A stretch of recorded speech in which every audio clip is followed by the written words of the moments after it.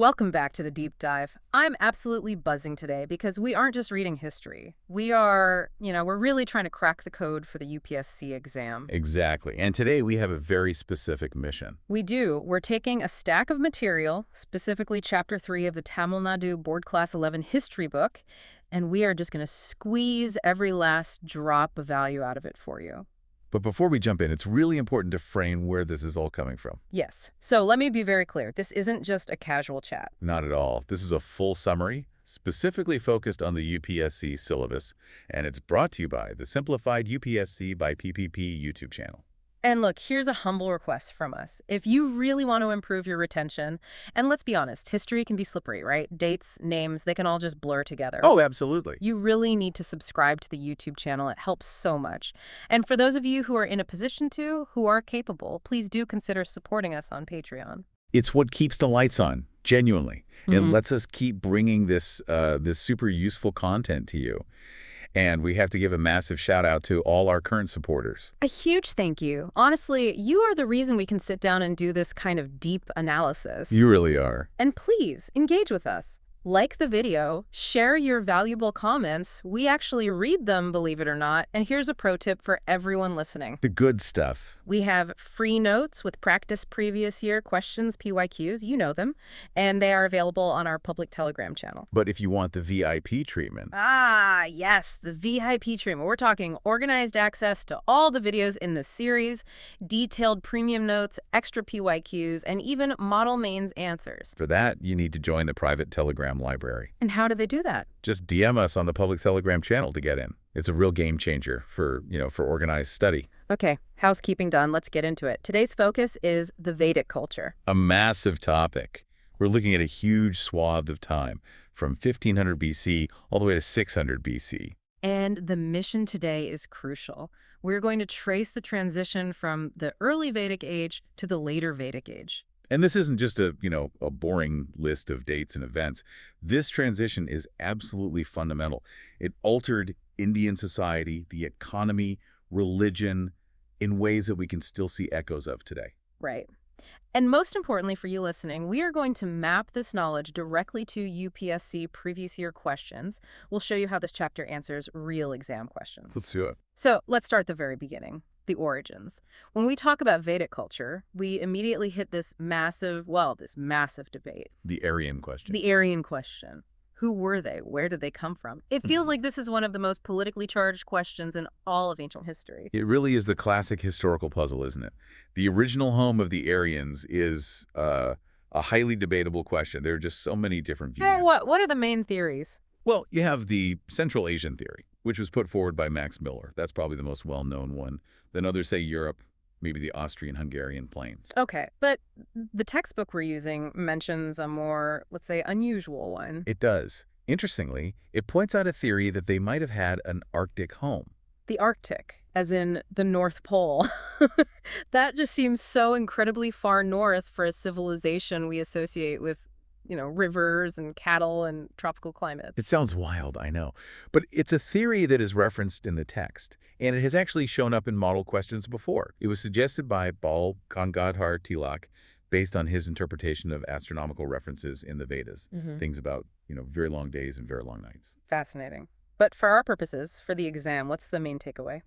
For the sake of the exam and the general consensus in the textbook, we're looking at a group of people who migrated into India. The key time frame we're working with is 1500 BC to 600 BC. And we break this huge chunk of time into two very distinct blocks, right? Because this culture wasn't static. It wasn't a monolith. Correct. You have to think of it in two halves. First, the early Vedic period, which is also known as the Rig Vedic period. That runs roughly from 1500 to 1000 BC. And the second half? That's the later Vedic period, from 1000 to 600 BC.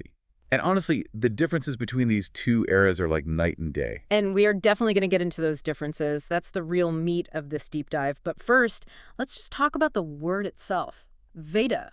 People throw this word around all the time, but what does it actually mean? It's a good place to start. It's a Sanskrit word, and it's derived from the root word vid. Vid. Which means to know. So Veda essentially signifies superior knowledge. It's not just a book of stories, it's seen as a repository of fundamental wisdom. A body of knowledge. And there are 4 of them. I think most people can probably name them, but let's break down what's actually inside them. We have the Rig Veda, Yajur Veda, Sama Veda, and the Atharva Veda. Right. So walk us through these not as just a list, but what do they actually represent? Sure. Let's start with the Rig Veda. It's the grandfather of them all, really. It's the earliest of the 4, and it contains 1,028 hymns. 1,028. That's a lot of hymns. It is. And these aren't narratives or stories in the way we think of them. They are hymns, praises dedicated to various gods. It's our primary, almost our only source for that early period. So if you want to know what the early Aryans thought about the sun or the wind or war... You read the Rig Veda, exactly. Okay, so Rig Veda is praise and hymns. What about Yajur Veda? Think of the Yajur Veda as the instruction manual. It contains the details of rules to be observed at the time of sacrifice. It's the ritual rule book. So the Rig Veda gives you the prayer, the what to say, and the Yajur Veda tells you how to do it. Precisely. It tells you exactly how to stand, what to pour into the fire, when to pour it, the whole procedure. It's the liturgy. And the Sama Veda? I've heard this one is connected to music. It is. The Sama Veda is known as the Book of Chants. A lot of its content is actually taken from the Rig Veda, but it's set to tune for the purpose of chanting during sacrifices. So this is where indie music has its roots. It's considered one of the primary origins of Indian classical music, yes. It's essentially the Rig Vedic hymns, but made melodic. That's fascinating. So music has a deeply ritualistic purpose from the very beginning. And finally, the Atharva Veda. This one always seems a bit different, a bit darker or more mysterious. It is a bit different. It's thought to be from a later period. It contains details of rituals, yes, but also spells, charms, incantations. So more like folk magic. In a way, it deals more closely with the day-to-day anxieties and beliefs of the people, things like curing diseases, warding off evil spirits, love spells. But the key insight here for all 4 Vedas is that these texts are our primary window. Right. Without them, we would just be groping in the dark about the political and social life of this entire era. They're foundational. Okay, so we've opened the library. Now let's step into the world they describe. The early Vedic period. We're talking 1500 to 1000 BC. Geographically, where are we? If I could time travel back, where would I be standing? Are we in Delhi? Are we near Varanasi? No, not yet. You're much further west. You would be standing in the land of 7 rivers, or as they called it, the Sapta Sindhu. Sapta Sindhu. 7 rivers. Okay, I can guess the Indus is one of them. Yes, the Indus, which they called the Sindhu. Okay. Then the Saraswati, which is a really crucial river in Vedic geography, though it's now considered lost. The Lost River, right? And then the 5 rivers of the Punjab, Shalum, Chenab, Ravi, Bees, and Sutlej. So we need to picture a civilization that's confined mostly to this Indus and Punjab region. They haven't really pushed east into the deep, dense Gangetic plains yet. Exactly. That big eastward expansion comes later. For now, in this early period, they are in the northwest. It's a semi-arid, river-fed landscape, and it's perfectly suited for their particular lifestyle. Okay, so let's talk about that. Let's start with politics. I think there's a common misconception that all ancient kings were these all-powerful, absolute tyrants. But the Rigvedic king, the Rajan, seems different. Very different. He doesn't sound like a guy with absolute power at all. The political structure was fundamentally tribal. You have to imagine it building up from the bottom. So what's the smallest unit? The basic unit was the family, or kula. A group of families would form a village, or grama. Kula, then Brahma. Right. A collection of villages formed a clan, or Vs, and then a collection of clans made up the people, or the Jana. And the king, the Rajan, he was the head of the Jana, the head of the tribe. Yes, but, and this is a huge but, he was not a dictator. His power was significantly limited. He couldn't just wake up and decide to declare war or change the laws. He had to listen to the tribal assemblies. This is one of my favorite parts of this history. It shows that democracy, or at least consultation, is not some modern Western invention. Tell us about these assemblies. Well, there were 2 main ones. You had the Sabha, which was essentially the council of elders. You can think of it as the wise old heads of the tribe getting together. And the other one was the Samiti. This was the general assembly of the entire people, the entire Jana, a much larger body. And here's where it gets really interesting and, frankly, quite surprising for a society from 3,000 years ago. Who is actually allowed into these assemblies? In the Rigvedic period, women attended these assemblies, both the Sabha and the Samiti. Let that just sink in for a moment.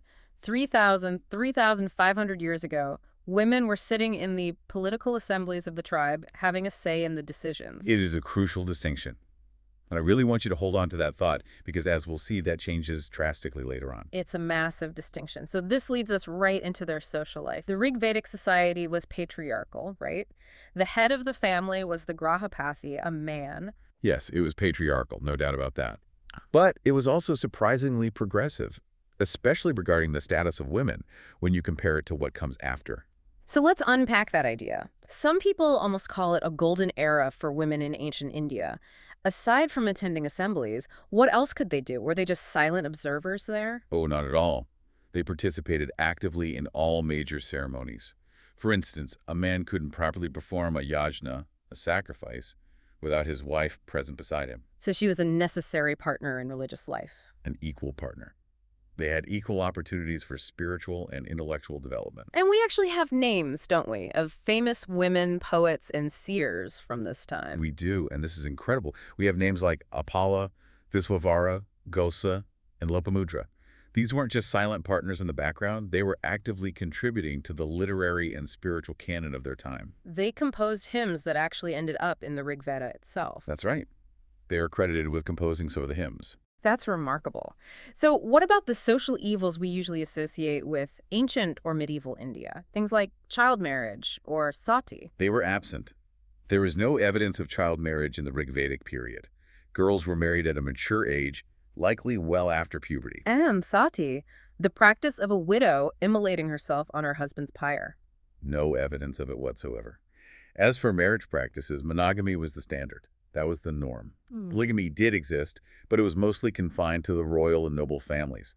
For the average person, it was one husband, one wife. It all sounds surprisingly moderate and balanced. It does. It paints a very different picture from the later periods. Okay, so how did these people make a living? If I opened a Rig Vedic wallet, what would I find inside? Well, first, you wouldn't find a wallet with coins. Right. What you would find is cows.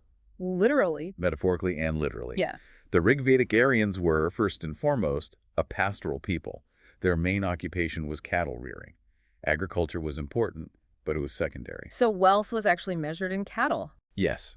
If you wanted to say someone was rich, you wouldn't talk about their land or their gold. You'd talk about how many cows they owned. The term for a wealthy man was gomat, which literally means possessor of cows. I love that. And I've heard that even the word for war was related to cattle. That's right.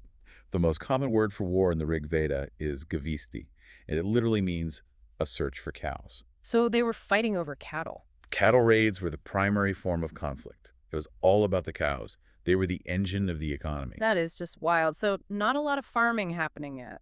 There was farming, but it wasn't the economic core just yet. They practiced a form of slash-and-burn agriculture to clear forests. They had craftsmen, of course. Carpenters were very highly respected because they made the chariots for war and plows for farming. Who else? You had spinners working with cotton and wool. You had goldsmiths making ornaments. But trade was conducted almost entirely through the barter system.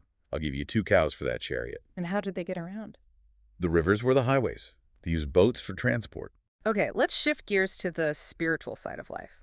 We mentioned the hymns, the Rig Veda.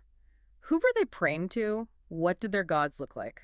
They worshipped the forces of nature, but personified. They looked at the world around them, the earth, the fire, the wind, the rain, the thunder, and they saw divinity in them. So who are the heavy hitters? Who is the Zeus of this pantheon? The biggest rock star of the Rig Vedic age was, without a doubt, Indra. Indra, the god of what? He was the god of thunder and the god of war. He's the most frequently mentioned god in the entire Rig Veda. He was called Purandara, the breaker of forts. He was the one who led them into battle. Okay, so Indra is number 1. Who else was on the A-list? Agni, the fire god. He was incredibly important because he was seen as the intermediary between humans and the gods.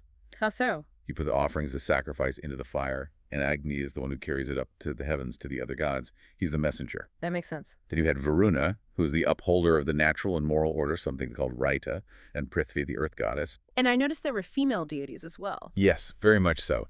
Aditi, who is a kind of mother goddess, and Ushas, the beautiful goddess of the dawn. But here is a absolutely crucial note for everyone listening, especially for the exam. Okay, what is it? In the Rig Vedic period, there were no temples, and there was no idol worship. That is a huge point to remember. No temples, no idols. None whatsoever. The religion was based on chanting hymns and making offerings of ghee, milk, and grain into a sacrificial fire, usually in the open air. It was direct, it was personal, and it was, compared to later times, relatively simple. Okay, let's pause the history lesson for just a second and put our exam hats back on. We've just painted this very detailed picture of the Rig Vedic Aryans. How does the UPSC actually test this knowledge? This is key. They love, and I mean love, to compare this period with the Indus Valley civilization that came before it. It's their favorite spot the difference game for examiners. Right. So, let's unpack a specific question. This one is a classic from the 2017 prelims. The question was all about differentiating between the Rig Vedic Aryans and the people of the Indus Valley civilization. And this question is a gold mine for understanding how to study this material. It's not about memorizing facts in isolation, it's about seeing the contrasts. Let's look at the specific points they brought up. Okay, one of the statements was about horses. It said something like, the Rig Vedic Aryans domesticated the horse, whereas there is no evidence that the Indus Valley people knew this animal. And this is probably the most famous, most debated point of difference in all of ancient Indian history. The horse debate. The horse debate.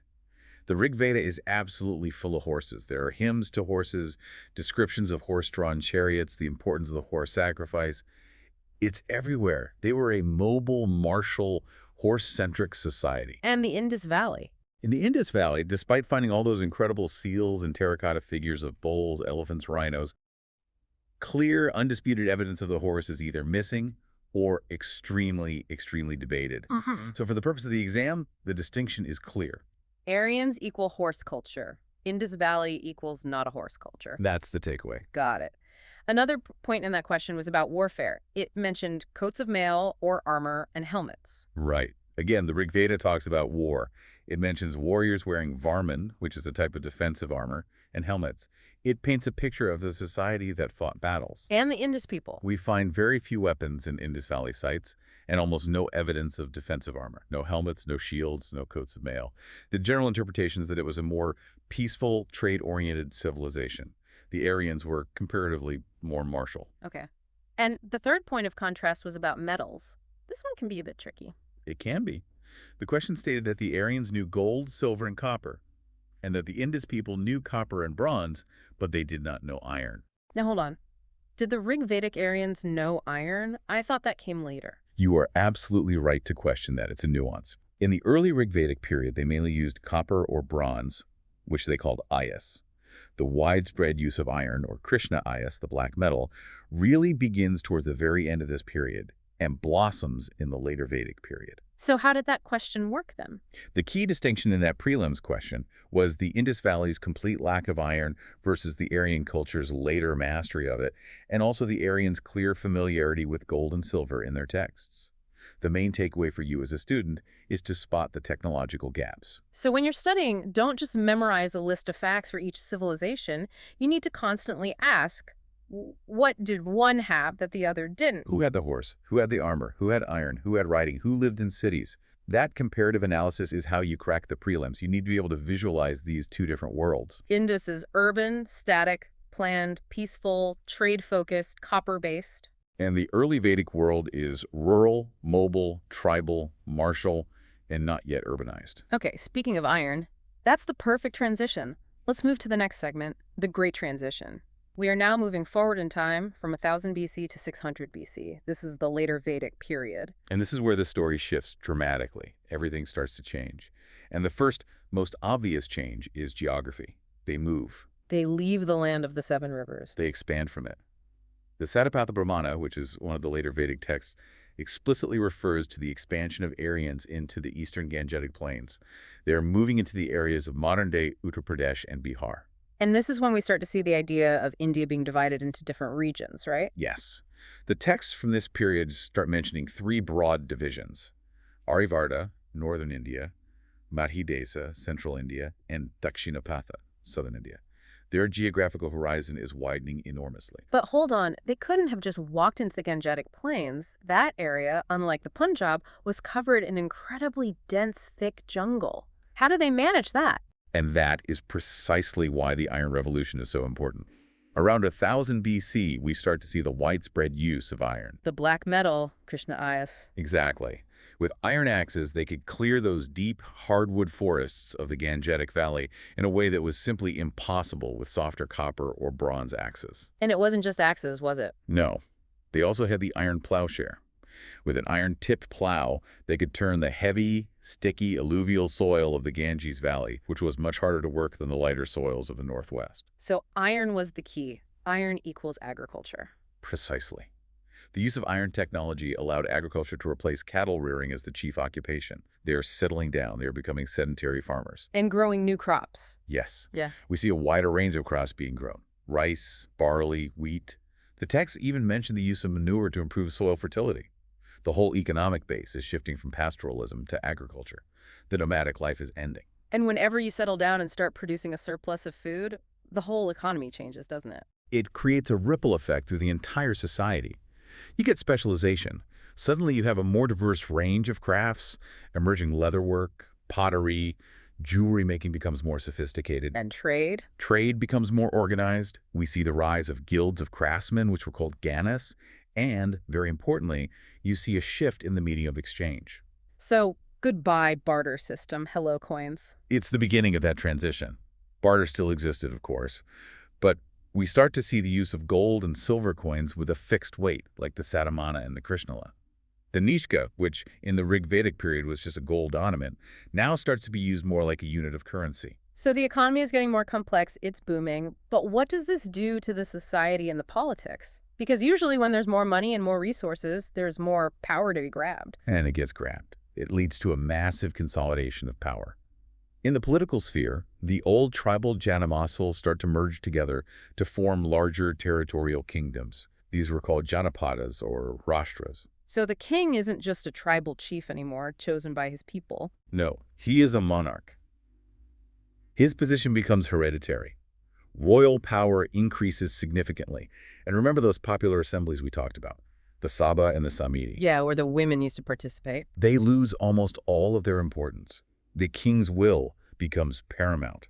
And to prove his dominance, to legitimize his newfound power, he starts performing these massive, elaborate, expensive state rituals. The great rituals of power. Yes. You have the Rajasuya, which was the consecration ceremony to anoint him as king.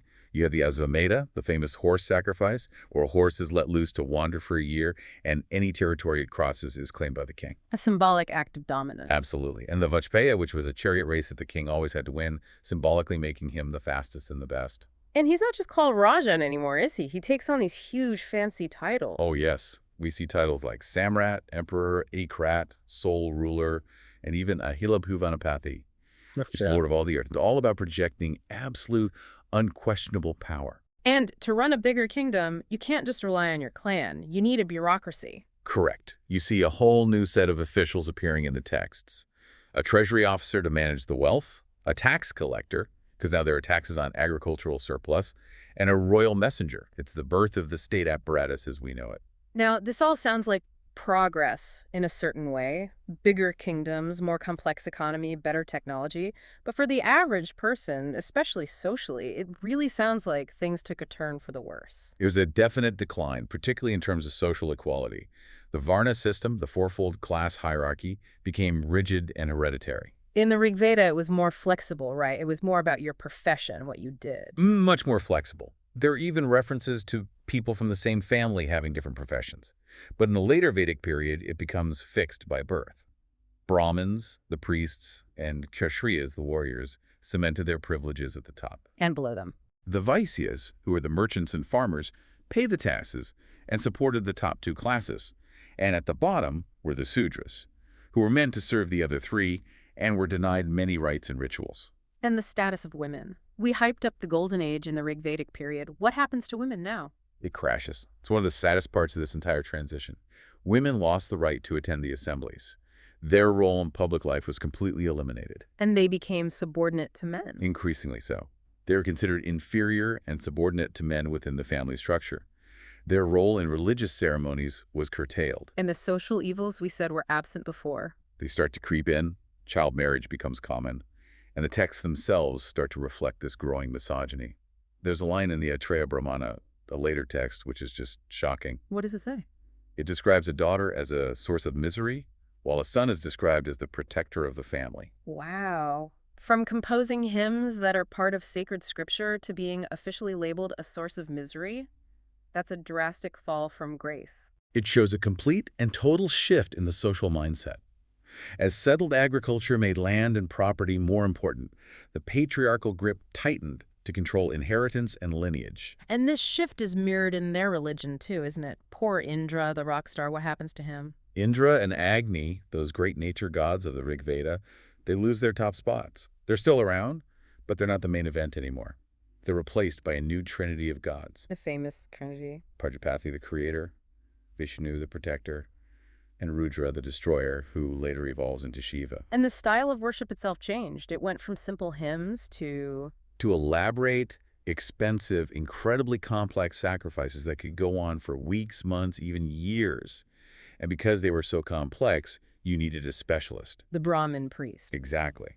The priesthood became hereditary and absolutely dominant because only they knew the complex formulae and the correct incantations. You couldn't just pray to the gods directly anymore. You needed a highly paid professional to do it for you. Which, I have to imagine, must have alienated a lot of people over time. It turns religion from a personal connection into a gate-kept, expensive institution. Exactly.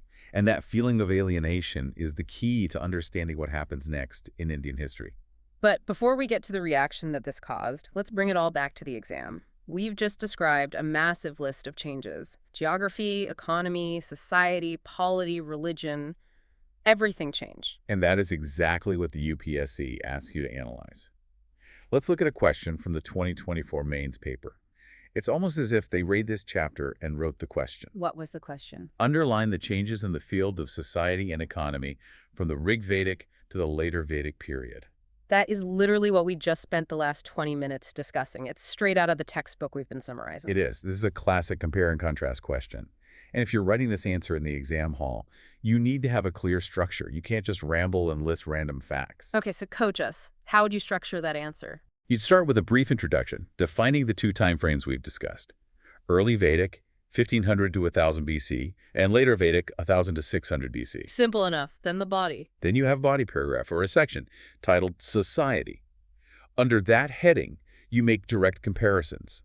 You contrast the position of women, equal participants versus subordinate and excluded. Yeah. You contrast marriage, adult marriage, versus the emergence of child marriage. Okay, women, marriage. What else for society? Caste, the Varna system. You contrast it being flexible and occupation-based in the early period versus being rigid and hereditary in the later period. Boom. That's 3 solid, well-argued points just for society. Then you move to your next section, economy. Again, direct comparisons. Contrast the primary occupation, pastoralism and cattle rearing versus settled agriculture. And the currency. Exactly. You contrast the medium of exchange, the barter system and the nishka as an ornament, versus the emergence of gold and silver coins like the Satamana and Krishnala.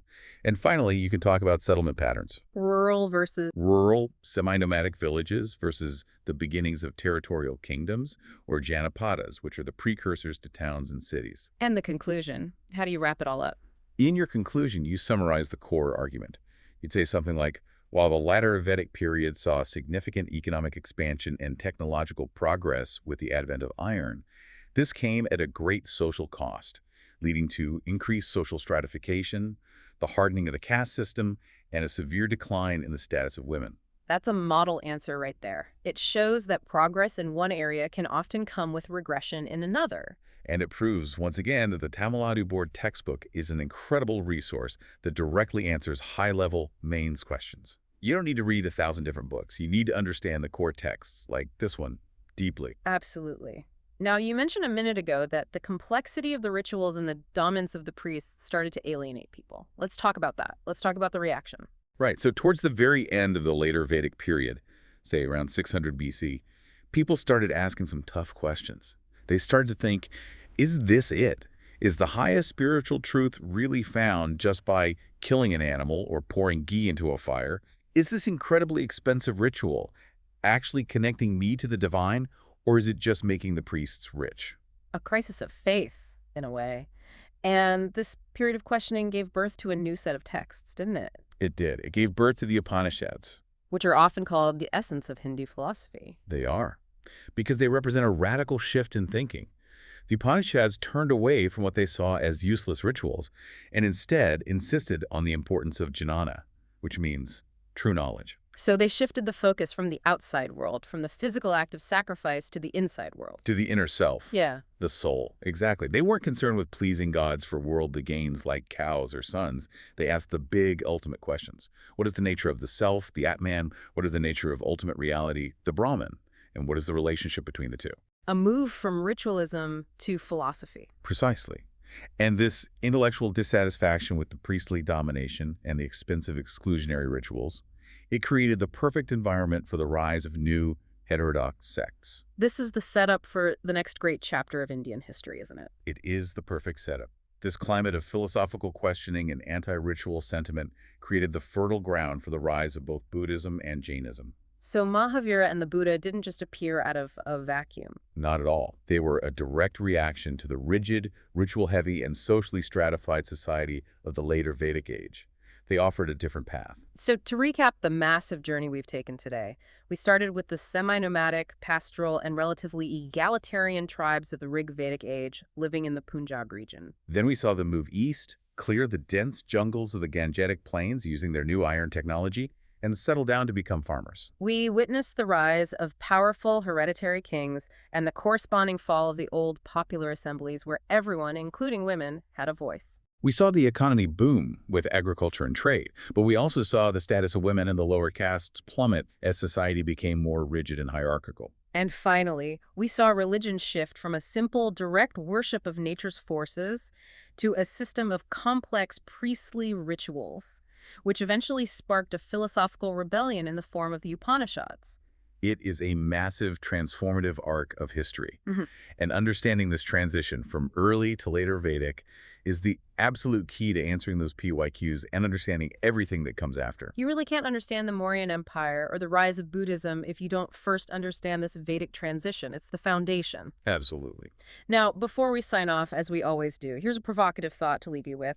We see this cycle in history, don't we? A simple spiritual practice becomes a complex, institutionalized ritual, which then triggers a rebellion or a reform movement that seeks a return to true knowledge or a simpler, more personal faith. We see it again and again. So my question to you, the listener, is this.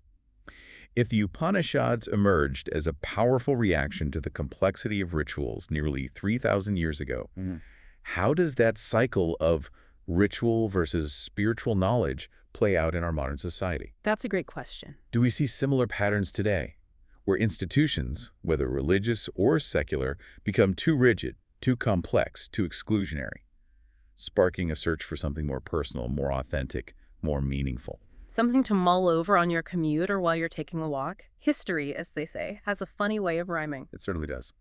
All right, that is a wrap for this deep dive on the Vedic culture. And if you found this helpful for your UPSC preparation, please, we're asking you humbly, subscribe to Simplified UPSC by PPP on YouTube. It really helps the algorithm find other learners just like you. And if you are in a position to, please do support us on Patreon. It really does keep the lights on and lets us keep doing this. And don't forget the Telegram channel. Yes. Join the private library on Telegram for those premium notes, the extra PYQs, and the model mains answers we talked about. All you have to do is send a DM on the public channel to get in. Keep learning, keep analyzing, and we'll see you in the next deep dive. Goodbye, and good luck with your studies.